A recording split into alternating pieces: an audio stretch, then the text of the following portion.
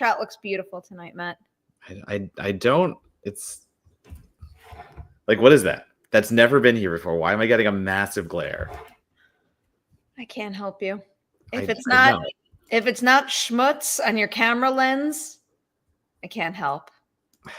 Well, I've tried cleaning it like multiple times now. I'm looking at a clean screen, so I'm gonna assume. Did someone ship you something? Someone ship me something. What do you see in the background? No, like didn't look at the screen. Oh yeah. It is not. It's not here yet. I saw. I guess it was like your Insta story or something. Yeah, it is. It is currently on the way. I want to say. I can't wait to see. So do I. I have no idea. Good sweatshirt, by the way. Yeah. Speaking of sweatshirts, I have already pulled out many a sweatshirt, Mike. Are you headed to Sundance next week? And are there any movies that have piqued your interest? Also, wow, there are virtual ticket prices. What? This is the second time I've heard about this. Hold on. Virtual ticket price Sundance. What's going on with that? Well, I mean, I'm sure it's the price of a badge. Like, I'm sure they're trying to get like badge level out of it. Yeah, what's that? I'm just trying to. Okay, here's the. Yeah. I mean, I can't. I honestly can't say I'm all that surprised to see these prices. So according to their website, a single film ticket costs $35. If you get the festival package, the festival package gets you 10 tickets for online screenings. It says on-demand access, so you can watch whenever you want. Early access to tickets, blah blah blah. That one's $350. And then for $800, you can get an express pass, unlimited online screenings. I mean, I guess that's the thing. They're going by normal film festival pricing. Like, I mean, it's virtual, so you don't have to go to actual Park City like we're doing, which is nice. But they're still trying. You have your trip planned, by the way. Like, what's going on? When are you leaving? Where are you staying? I booked everything like 3 nights ago. What do you mean? When are you leaving? When do you get there? I'll be there. I'm technically leaving on the no, I am leaving on the 29th. I was gonna try to do like going to Sundance on the 29th? Oh, you said sorry, you said leaving. I thought you meant leaving here to go there. I'm leaving on Thursday morning. I have a 9 a.m. flight, so I get there by like 1 mountain time. Okay. So I get there 1 mountain time. I got a place downtown, so I'm right around all the theaters. So you just got a place? Mm-hmm. How? Airbnb. And it's not insanely expensive? Comparatively to what all the other ones are, no. Okay. I got one that was I'm not gonna tell you to reveal your location right now, but you need to give me the details after because I'm very curious. Yeah, there will be no revealing the locations, but I got it for like 70% the usual price, or maybe like 65% the usual price, because like Sundance is beating down the door, and I guess this guy really wanted to get it rented out, so he fucking slashed his price, and I was like, cool, I'll take it. Lucky you. That's always one of the roughest things with Sundance is that accommodations are always incredibly expensive. Yeah, I mean, next year if I go, I'm gonna plan it out earlier, because it came to I did it at the end of the, I guess, duration to put in for press credentials, because I didn't know until like later on. So for me, it was like it came together later. Everyone already had their accommodations that I knew, so it was like, fuck, all right, I guess we just got to throw it together. I mean, yeah, I mean, we didn't do it too early either. I don't think I booked my flight until earlier this month, right? Yeah, I mean, like, but you were like, you have the benefit at least of having a collective knowing, and I might have booked in. Well, now I'm curious when I booked. I'm looking for that information. Hope I have that information. Hope I'm on top of my shit right now. I still can't believe Sundance is. I booked my flight on January 2nd. Yeah. Only like a month before me. Yeah. Okay. All right. That's fine. So what do you mean? January 2nd? Yeah, it's January 17th. What's on your must-see list? Answer Mike's question. What am I I'm covering all the Midnighters, so I have the Midnighters sorted. So there's a few things I have on my list that I don't know if I got to talk to the sites I'm covering with. But I did get coverage for The Thing with Feathers, so I'm going to do that. the Benedict Cumberbatch kind of like Yep. pseudo thriller. I don't know if I want to call it a horror movie just based on how I read it, but like sounds a little creepy. What I'll say. So got a little Cumberbatch at that premiere. I'm really excited for like reading through the Midnighters again. The Ugly Stepsister has risen a little higher. I just really am drawn to what they're talking about with Frankenstein lore and stuff like that. But I'm always there for like a cool riff on a Frankenstein story.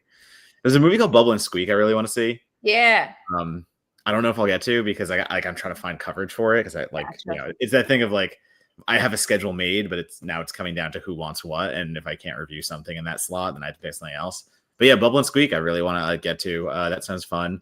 Also, By Design, this movie where someone turns into a chair. One landed on my interview lineup, which makes me nice. very happy. Yeah, I'm pretty sure I have that one. Yeah, does Juliette Lewis play the person who turns into a chair and people like her more as a chair? Not entirely sure. I haven't like delved too deep other than like figuring out my schedule and, like getting my press notes to start prepping questions and stuff. But I haven't actually dug into the material yet. But anything with Juliette Lewis in it immediately goes into like the must cover pile. I think I have two of her films because she's also in Opus. Oh yeah, I have both of those. I got that one too. I'll be at Opus. I'm quite excited for that one. I'm really excited about Hal and Harper, the series, because I love Cooper Raiff in general. I love his stuff, like the way he tells stories and the atmosphere he creates and the tone he establishes. Just like it's my vibe. I don't know, so I have a feeling I'm really gonna like that one. I might be at the Pee-wee documentary, talking to a site who wants it. I'm just trying to see if I can fit it in. But yeah, like, I mean, that Pee-wee documentary is the entire thing, and it's like 3.5 hours to sit through. Yeah, so I'm like, fuck, that like knocks out half a day if I do that. That's a good deal of stuff there. How many movies do you usually see a day at Sundance? Because like I put my schedule together. I'm a bad person to ask. I guess that's right.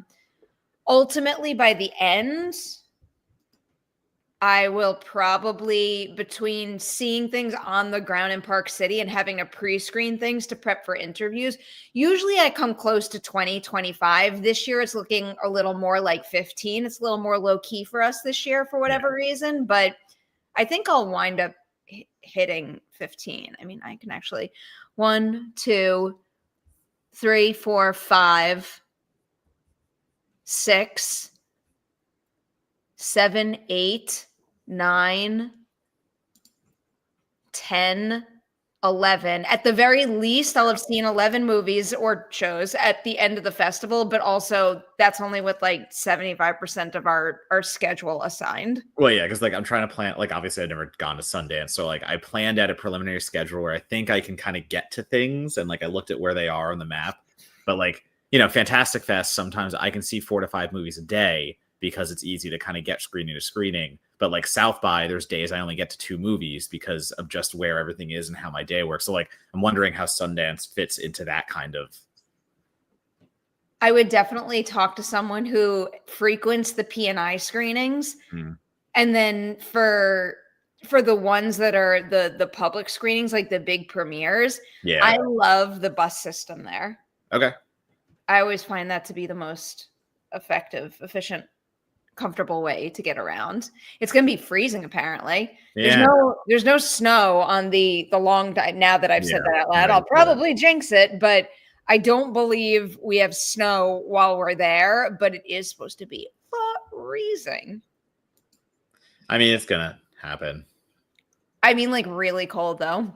Because Sunday night and Monday night, the low is single digits. That's really cold. Dumb. This is why I've never gone to Sundance. I don't want to do a cold weather festival. I fucking hate it.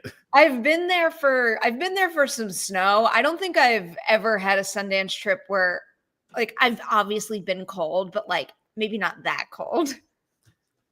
No, I moved to California for a reason. I don't want it. I don't. It'll be fine. We're okay. We'll be okay.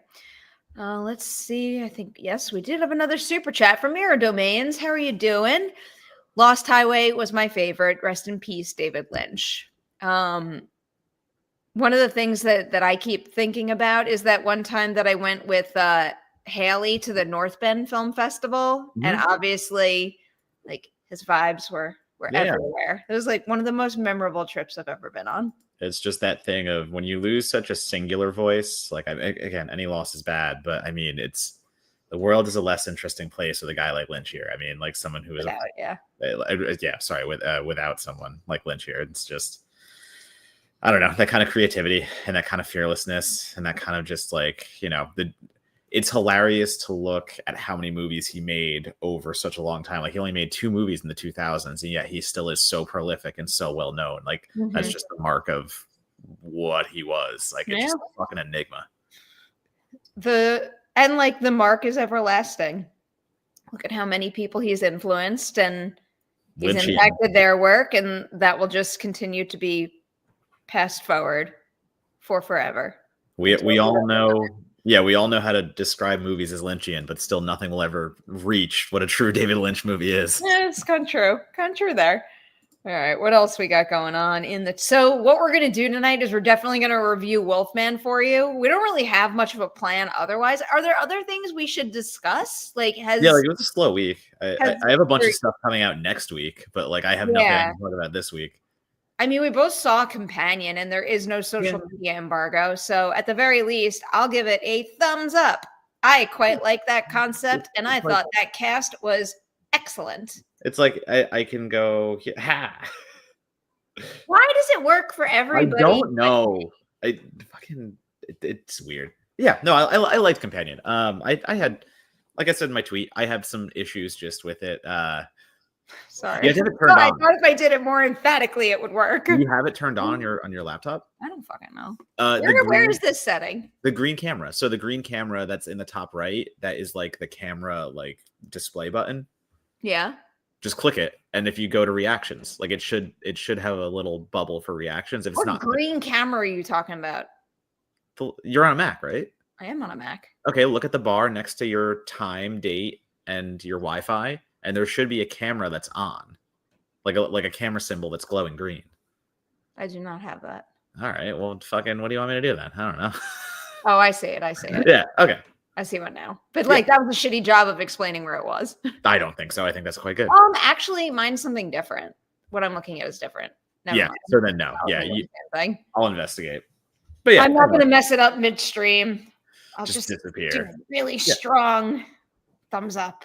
I liked Companion. I just thought it adheres to the formula in a way that I was just hoping it would go a little farther with. That's it. Like, it's a good rendition of what it's doing. It gave me all of the whelms. It didn't overwhelm or underwhelm. It was good. So, a good little movie. I enjoyed it. I can't say anything because it's like, social. Yeah, social embargo. I liked it quite a bit. I thought it was quite clever. I think Sophie Thatcher is a fucking star. I think Jack Quaid is excellent. And that entire ensemble deserves a whole lot of credit because they nailed it. I liked it. Lots. Yeah. I will talk about this briefly. Did you see this trailer? I didn't watch it. I should have watched it. So I have been worried about this movie ever since it got announced. Because I'm kind of like, the idea of Until Dawn is the butterfly effect, and like you're playing a horror movie where you have to make decisions for the characters, and what you do depends on who lives and dies. So it's fun in video game format, but to me, it's like, okay, so how are you going to adapt that? Like, is the movie going to be a choose your own adventure somehow? Is that element going to play in? Like, how is that going to work cinematically?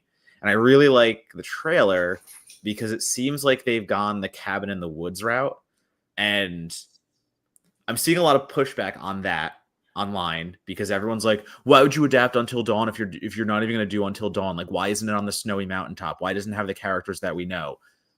But to me, the idea of Until Dawn and the video game aspect of it and the idea that you could start over, that's what they grasped. So basically the trailer shows me that some kids go to a house, they find the clock that is so prominent in like all the photos and the game Until Dawn, the hourglass, and every night they basically face a new monster and they can't leave the house until they survive until dawn. So the movie looks like it's going to be one night it's a Wendigo and it kills them all. one night it's a witch and it kills them all. And so the movie is going to be them just facing different kind of horror creatures until they survive the night or don't. So I get it. I get that it's not Until Dawn, but I think they found a mechanic that works within the actual game playability.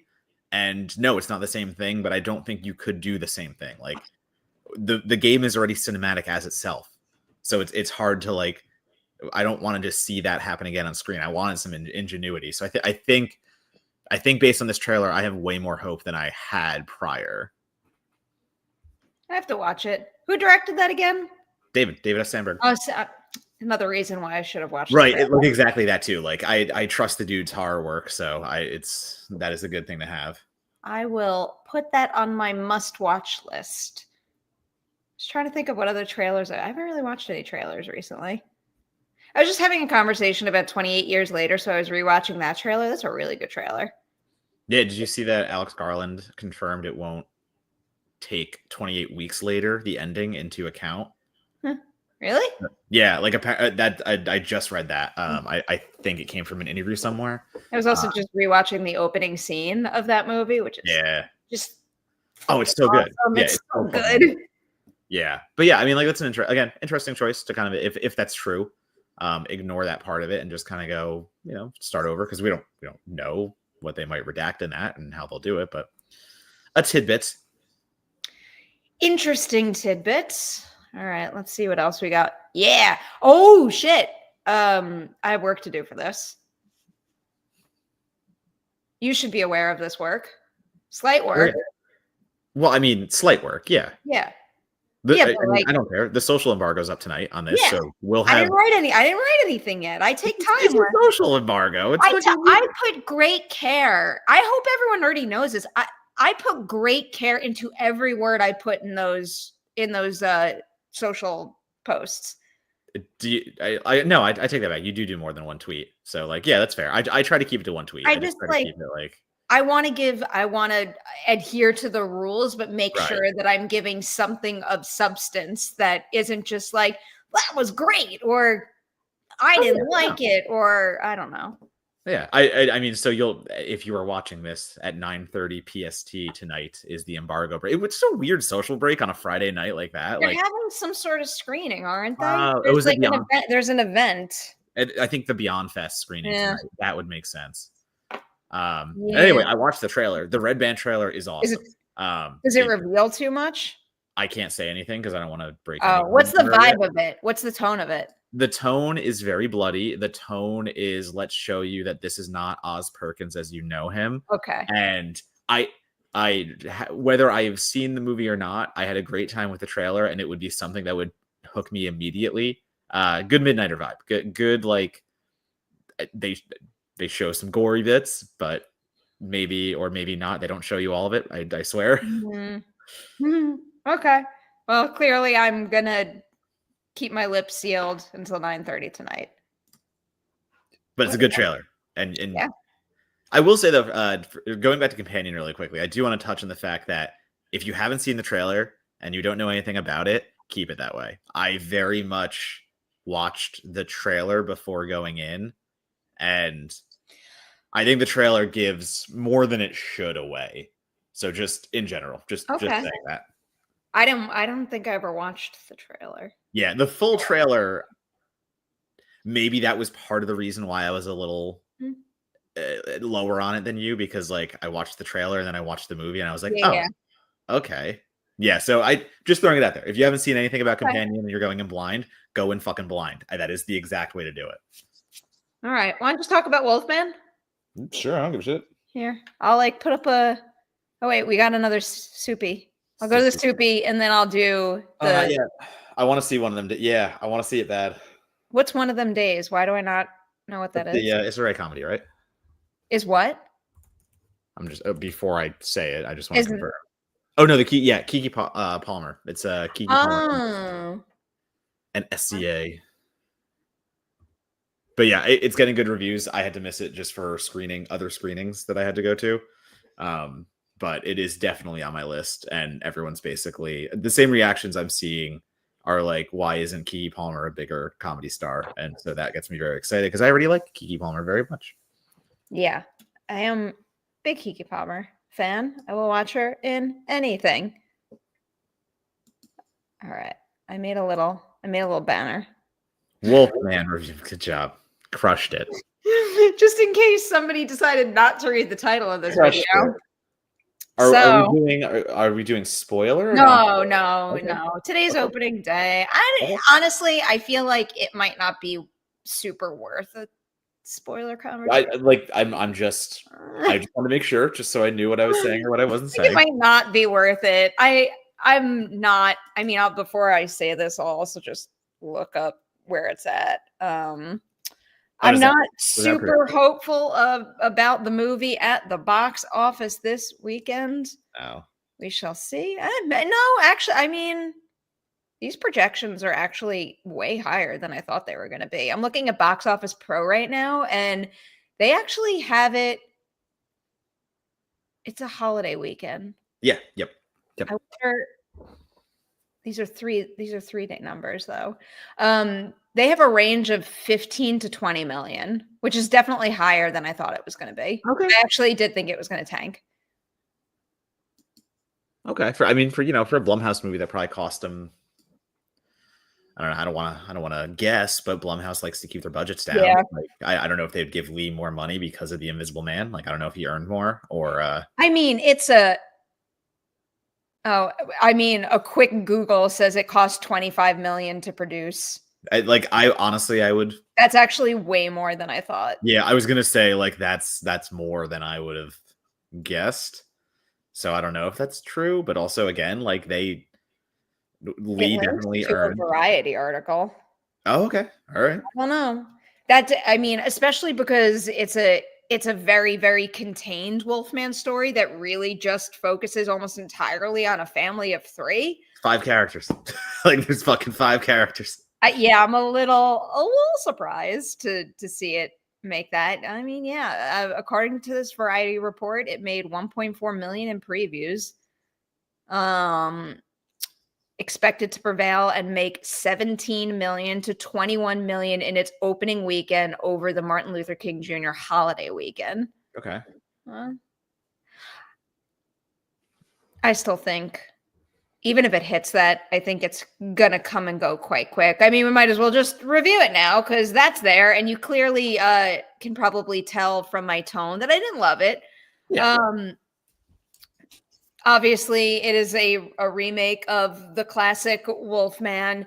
This particular version of the story focuses on a family of 3. Christopher Abbott's character inherits his father's home after he passes. And when they go out there, they encounter a mysterious creature. And as you've seen in the trailers, they get attacked and he starts to change. And it's Wolfman. Well, it's kind of Wolfman. It's Wolfman. Is it a Wolfman movie at the end of the day?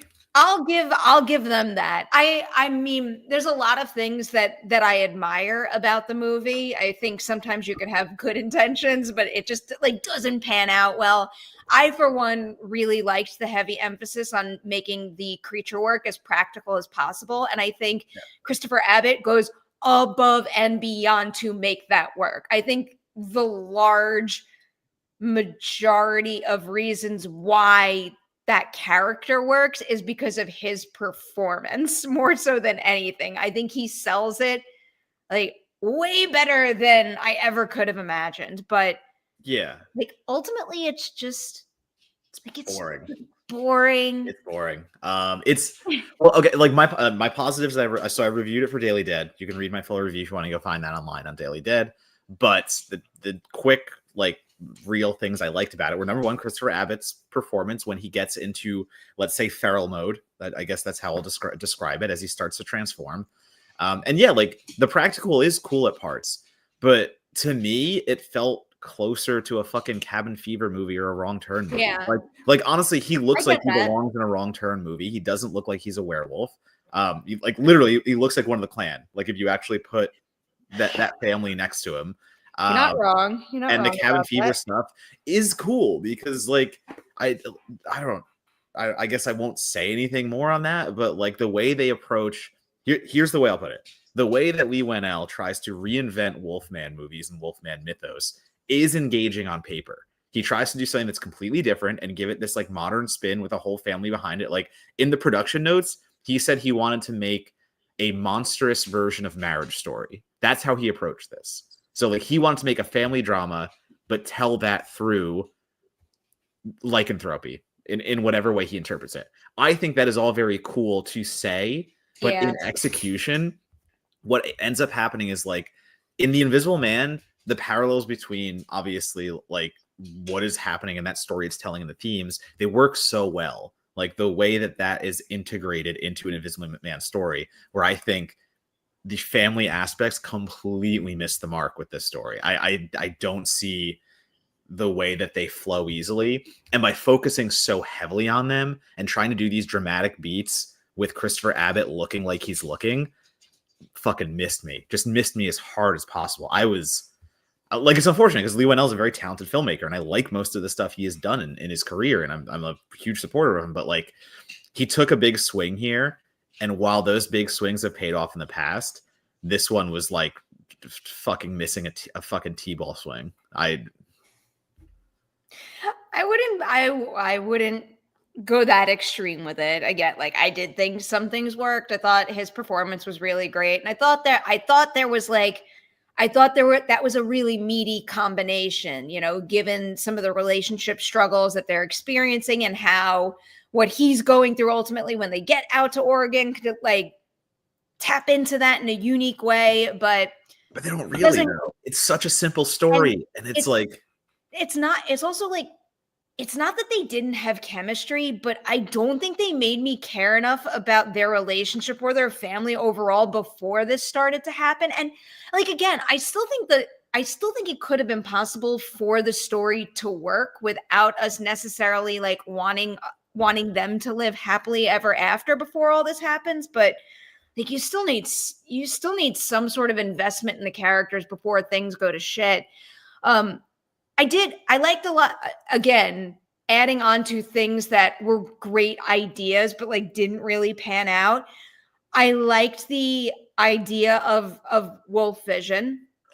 I like that. That's heavily featured in our press notes, and we were encouraged to cover it to talk about it during our interview. So I'm not counting that as a spoiler, where you're able to, you know, see what he sees as he's changing. I thought there were some really interesting things. And one of my favorite shots of the whole movie leans into that, but I just don't think it worked as well as it needed to.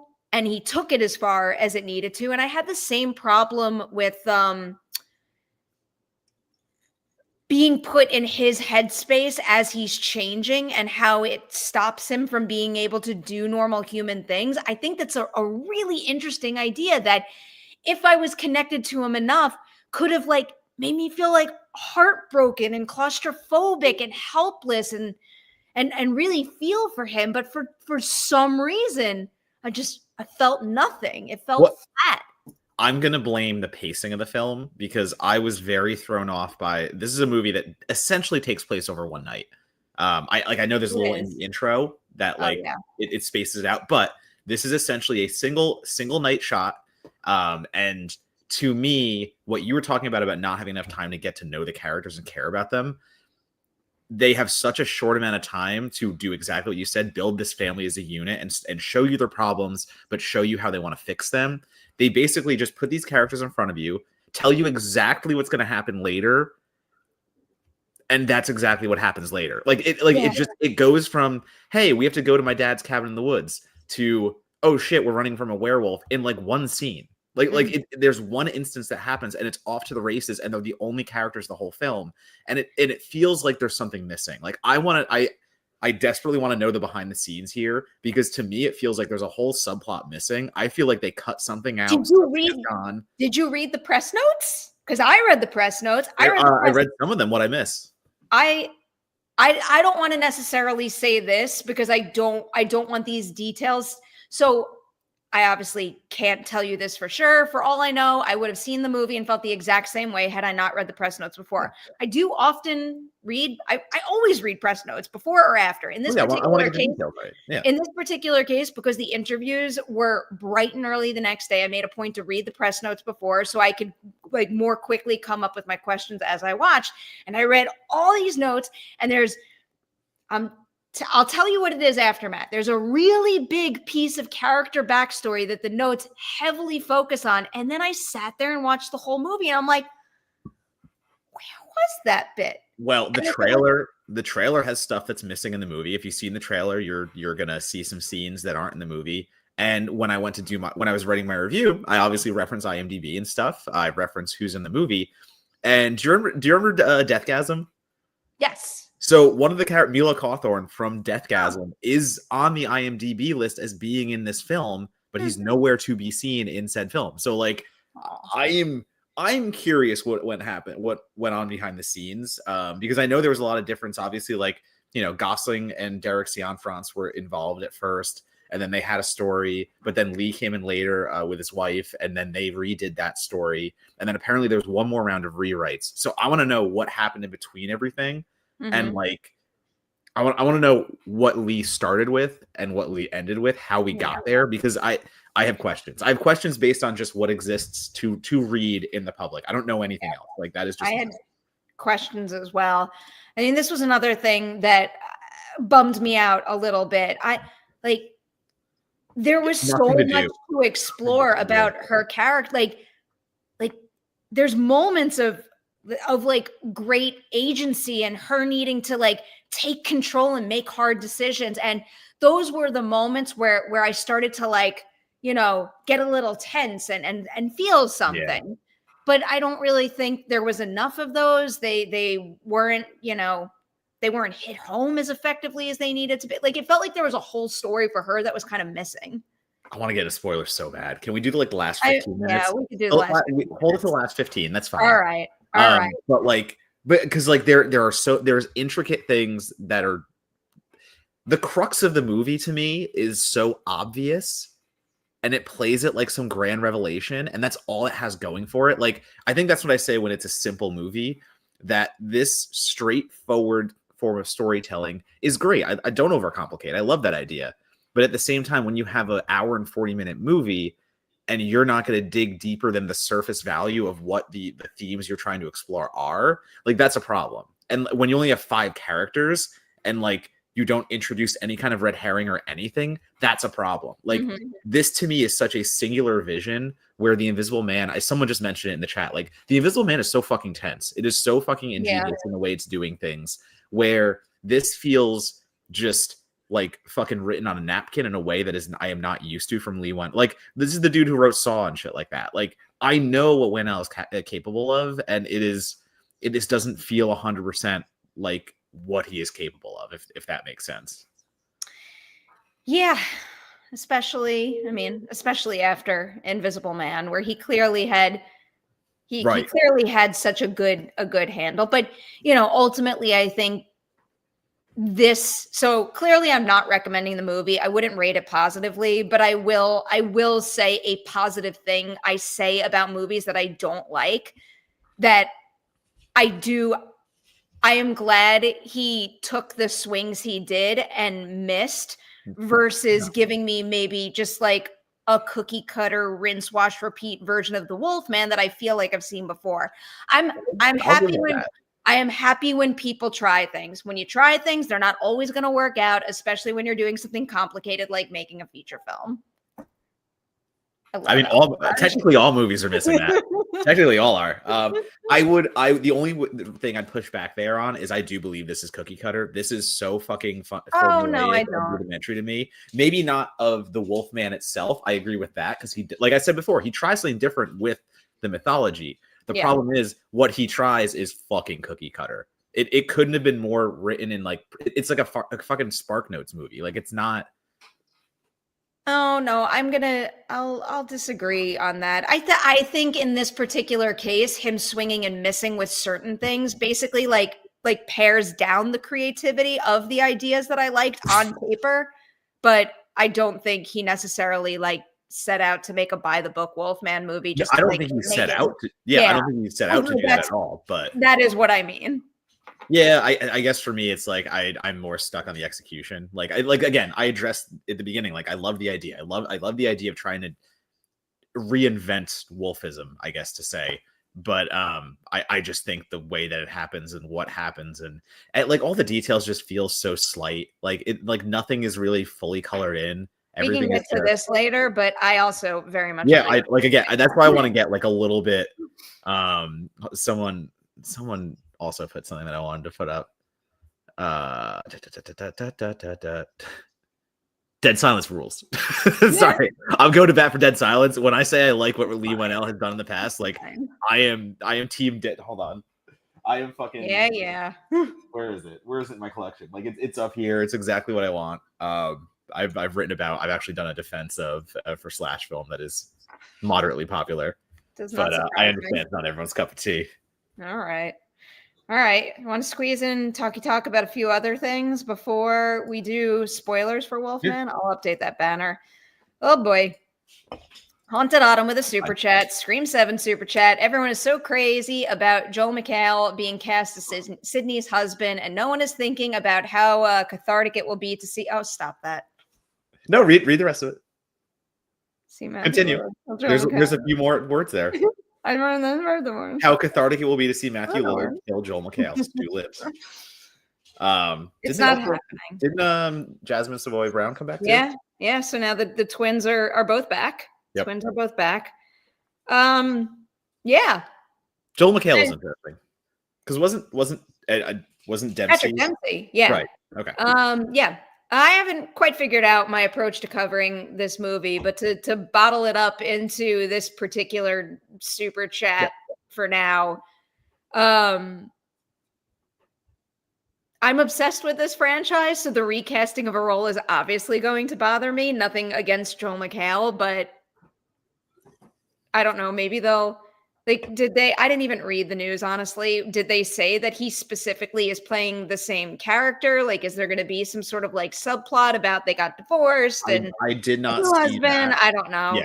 I mean, I guess I did not see that because like you can't just recast. Wise. You can't recast Joel McHale or sorry, as Patrick Dempsey. That doesn't work like that. So Joel. I think there probably will be. I saw the casting news and did not read anything about it, but I love me some. No, it says her husband Mark. But again, that could be. Oh fuck! Another Mark. She married two Marks. Yeah, yeah. There's so many fucking Marks. I don't care. Yeah. That's so many Marks. No. Bunch of dudes named Mark just running around. Bunch of dudes. Marks and Matts rule the world. Marks and Matts. Where are all the Perrys? Name a character Perri. Come on. I don't know another Perri. That is like legitimately. I don't know another Perri. The only other Perri I know is Perri White. Perri the Platypus. Oh. Yeah, no, I'm uncool with that. When I was growing up, like in middle school, my best friend's brother was named Perri, and there was also another girl who lived around the corner from me named Perri. We all spelled our names differently, though, I believe. Right, Y, however you want to. Yeah. Right, I had 4 Matts in my kindergarten class, and I had literally there's another Matt D. So like we couldn't even do last initials. So like I was Matt D.O. for a while in like kindergarten and elementary. It's a different Mark. Okay, like yes, I was gonna say like you can't just the first fucking line of the article that I'm looking at, and I just like blew my top before even reading it. Yeah, I was gonna say you can't just remember Patrick Dempsey? This is why would you name him Mark though? Like no, why? Fucking confuse the lore. Choose a single other name on the planet. It's the most horror ass fucking sequel lore you can do. Just make it confusing. Just make it fucking confusing. I just can't. I mean, Scream does like to be a commentary on the horror genre and horror franchises. So sticking with that, make it fucking confusing. Well, no, but that is a fair point. If there is some sort of like, meta twist built into the narrative that is a commentary on her past relationship and her current one, that is a very real possibility. Joel McHale's going to come on screen for the first time and be like, "Hi, I'm Mark," and just break the fourth wall and be like, "Not that Mark," and just continue his line. Oh, hi, Mark. Oh, hi. I can't Yeah. So like I guess this was just the other Mark. This was just fucking Bunch Mark. of dudes named Mark. What's his name? What's his name? Mark Evans. Mark Evans. Could be Mark E Come or on. something. Make it a Mark E name. Mark Evans. All right. Silly bullshit. Yeah. This cast is good though. Mm-hmm. Could be a lot better. Could be a lot better. I don't know. My stomach is in knots and my heart is broken from this franchise. What the fuck? What else do we have out there? How This can is true. fandom be a bad thing? This is true. Wait, what did you say? I said, how can fandom be a bad thing? It's not the fandom that's the bad. It wasn't the fandom. The fandom. I know. I'm aware. Wrong. I'm just quoting the movie. No, I know. But like more off. Well, no, I don't know. Maybe I shouldn't make that generalization. You're a squirrel. I'm just gonna Continue. put that comment in my pocket and not take it out again. This is true. This is You're true. squirrel. Squirrel. There was a Perri in a movie recently. Like in a recent movie, like in the last like 2 years, because every time they said that character's name, I was like, what? I'm gonna think about it randomly when we're not live and when I'm not with you, and I'm just gonna blurt it out. No one's gonna care. I could just literally name any movie and there's probably a Matt in it. Girl, what's your favorite and least favorite movie, Matt? Oh God, I'll do that someday. I'd really have to dig into that. That's actually funny. That's actually a funny article I should write. I love how like now that I've put that topic out in the world, I can't think of a single fucking Matt in a movie. Yes. No. Yes. Stop it. You know my thoughts on this. No. I'm very adamant on No. this. Yeah, absolutely. He's endgame. He's fucking endgame. No. Do you know what that means? Yeah, the very last thing at the end of a franchise, or the last. No. What? Endgame is a shipping term. All right, he's endgame then. Unless Sid's gonna fuck Stu, and yes, I knew exactly who you were talking. How did you know? What do you mean? How did you know that? That's not what Perri that Mason. means. Perri Mason. Avengers counts. Endgame is about shipping. That's a different situation. Well, okay, that's Endgame though. The Endgame is. You were talking about fandom and fandom terminology, and We could be both things. Let's relax. the Perri Mason is true. That's not what I was thinking of though. But I did watch season 1 of Perri Mason and liked it. And then I think it got You know what made me a little sad, Matt? Teacup got canceled. I liked that. Watched any of it? I liked it. I am It the problem. It leans a little too Walking Dead at the end for me, where I think it might have run the risk of tiptoeing into some formulaic territory with that kind of scenario. But I thought some of the stuff they did in season 1 was they have a couple of scenes in particular at the end of season 1 that are like exceptionally well acted. Like one of those things where, you know, when you're watching like a really tense horror thriller and you're like they're going to do that. They're going to do that. And like, they make you believe that terrible thing's going to happen. And then it doesn't, but like they've earned it, you know? Yeah. Like it didn't feel like you like tricked me, or I don't know. I'm like trying to dance around a particular moment without spoiling it, but they had 2 beats towards the end that I'm like, it's a really good fucking scene. What else do you want to talk about? So many stew comments. Stop it with the stew comments. Did you want to do spoilers for a few minutes of like? Can we don't need 15 minutes to talk about Wolfman spoilers, do we? Okay. I don't know. I don't know. Do we? I don't know. Was there anything? All right. Was there anything else that's like? I had nothing. If anyone wants to ask us a question, you have 2 minutes before. All right, fine. Have you come to the realization that you are going to lose our Oscar bet at this point? No, because I will not until I actually see it. I don't believe it until I see it. Such a baby about it. The writing is I'm not on being a the baby wall. about it. I've said openly many times that I will eat shit if I am wrong, but based on historical data, I am still not. Boxes. All the precursor boxes. And you know how many Nosferatu is ticked? Very, very few. Okay. But production, but cinematography, but all like the technical stuff. I think nominations come out on the 23rd. I think we put something on the line right now. Yeah, we did already. The bet is there. What's the bet's there? Like, what do you want and what do I want? I don't know. What do you want? What do you want? Fucking know What do you what I want? want. No, Should've you just thought about you this said before let's put it saying down. it. Okay, so let's put it down. What do you want? I feel like You got all fired up. I feel like if I win, you have to Uh-huh. get me something substance related, and if you win, I'll get you something Nosferatu related. But you like substance more. But then that feels like rubbing do my like win in your substance more. face. Yeah, I don't know. exactly. I don't know what Yeah, to do. It can be what I mean. We can again. The bet is established. Like we can figure it out as long as it's before the bet. We'll Okay, wait. figure out what it I'm is. changing my pick. I'm changing my pick.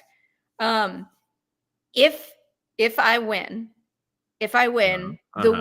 the weekend of my choosing, we do Merri Hour at my place, and then we go to a bowling alley after.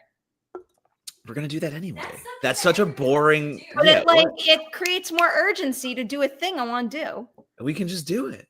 You can just tell me I want to go bowling and then pick a date. I want to go bowling.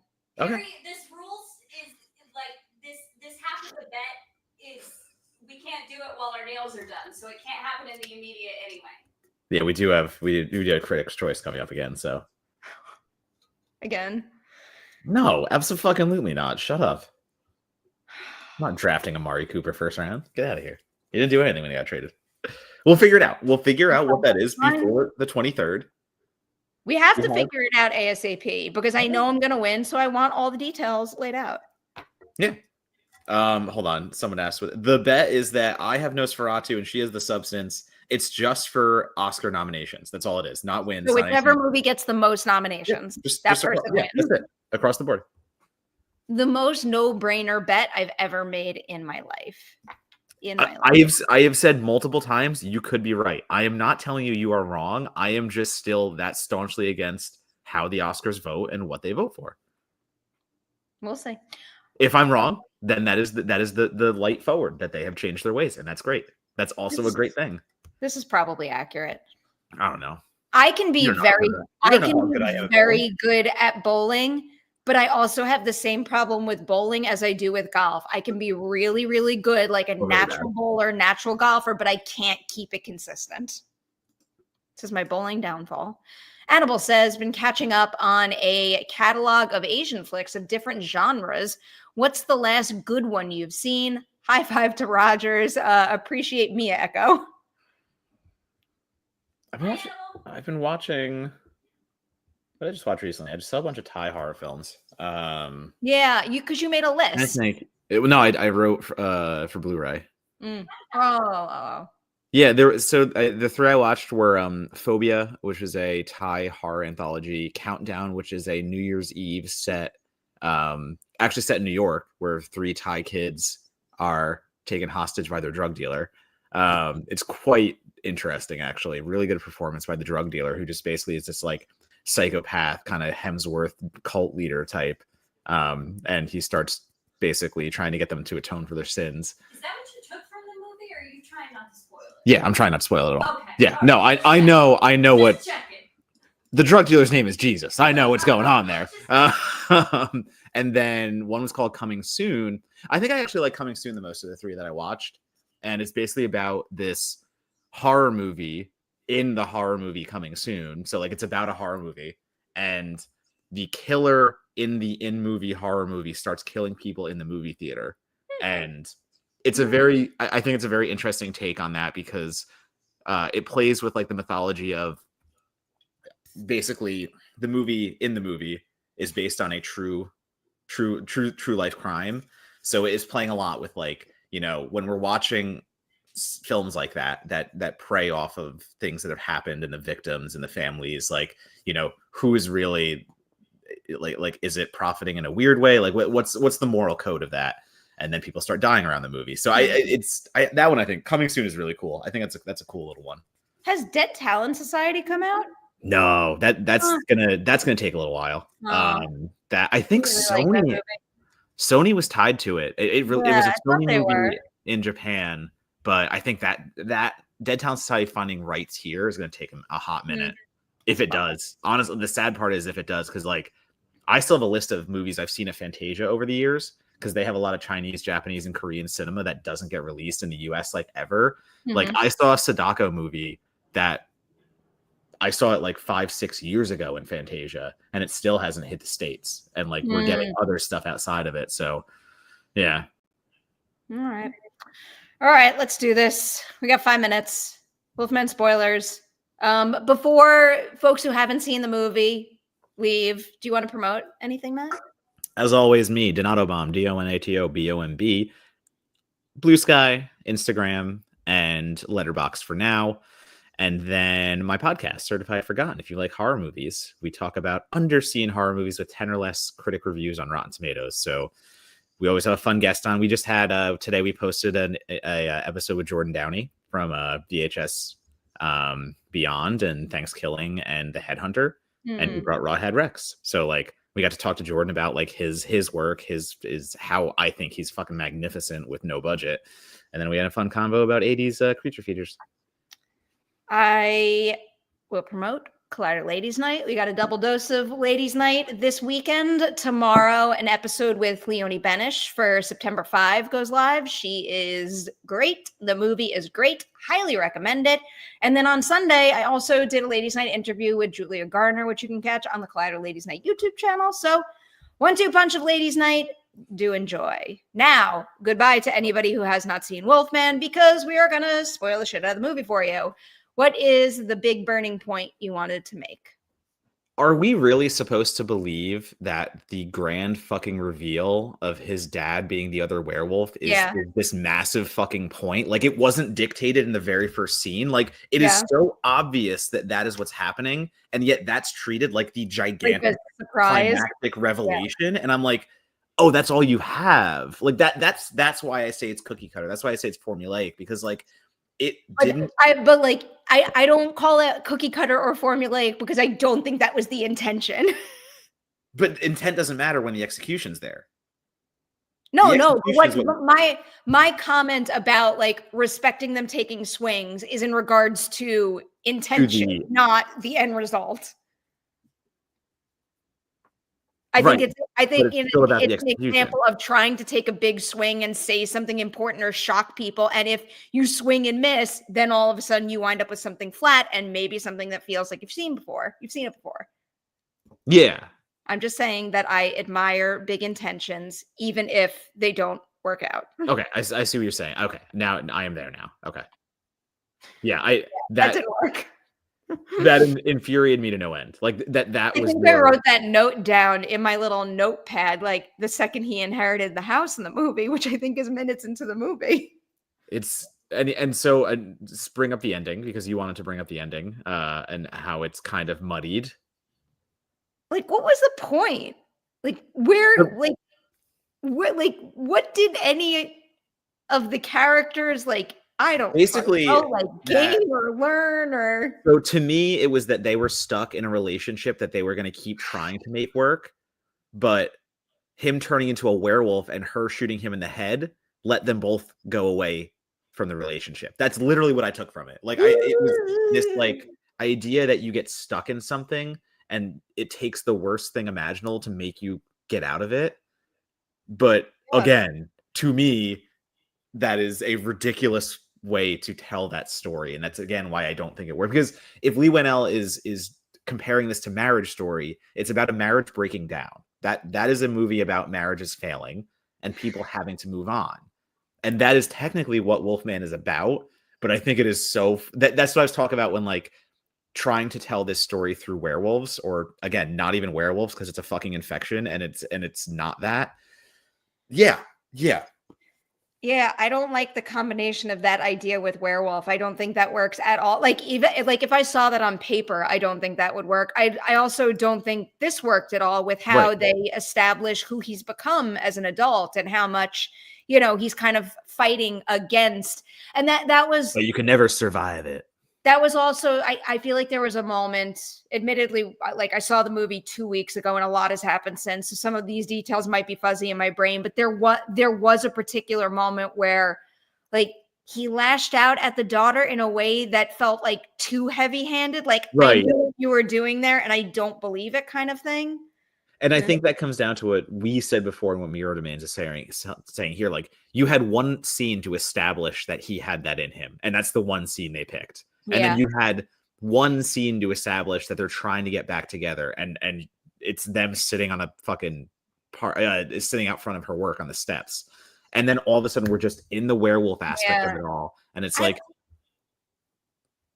I liked a lot of the stuff when he was changing in the house, like some of the kitchen stuff where, like, I think one of the more interesting elements of combining this kind, like a relationship problem with a werewolf transformation, especially when the relationship isn't quite working, is having those moments where, like, the people like realize they're losing something that mattered and they're reaching to get it, but it's inevitable that now, no matter what they do, it's going to be torn away from each other.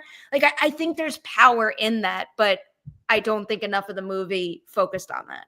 Yeah, the whole fucking I agree with this. Like, oh, Julia Gardner's doesn't care about her husband because she took a phone call in the same room as him in a New York apartment where the fuck are you going to go anyway? Like, sorry, the New York of it all too, and me coming out like, go in another room. You're still going to hear her in another room. It's a New York. I was not a fan of this particular scene either.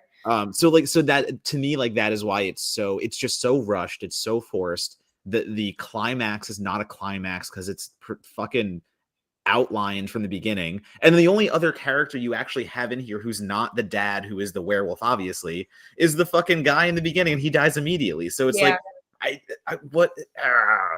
that's why I'm so frustrated by it, because again, like, Leigh Whannell has done complicated shit. He's gotten into the muck, but like, this was just again, it's a Spark Notes. It's a Spark Notes elongated into fucking an hour and 40.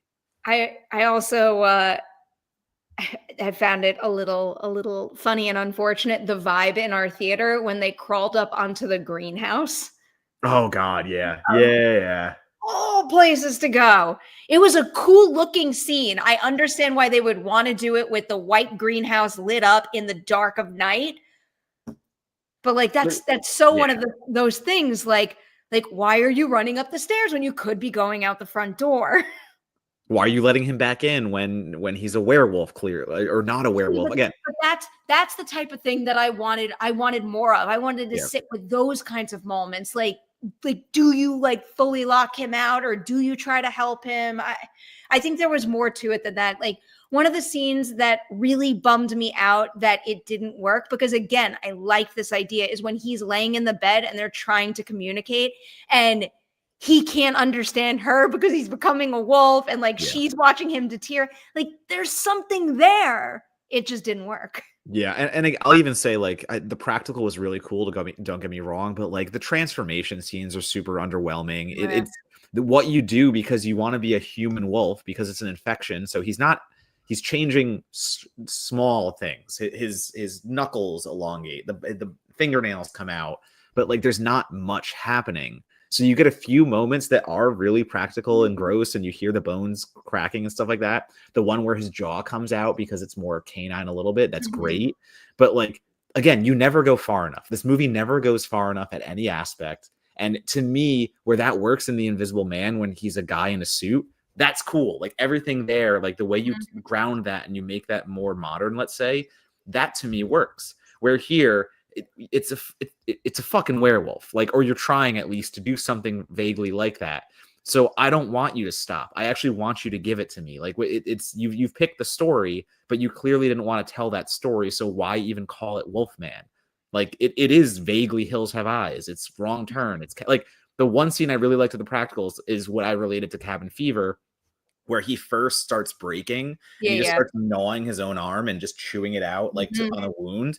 Like, that's gross. That's good. Like, that was a really cool aspect of it. But that doesn't even happen again.